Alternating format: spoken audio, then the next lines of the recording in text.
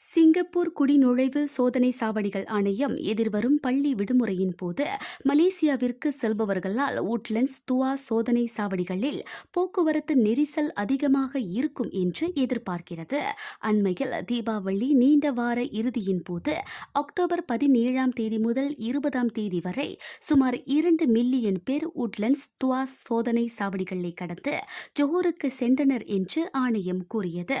குறிப்பாக அக்டோபர் 17ஆம் தேதி ஒரே நாளில் 2 சோதனை சாவடிகளிலும் மொத்தமாக சுமார் 5,50,000 பயணிகள் கடந்தனர்.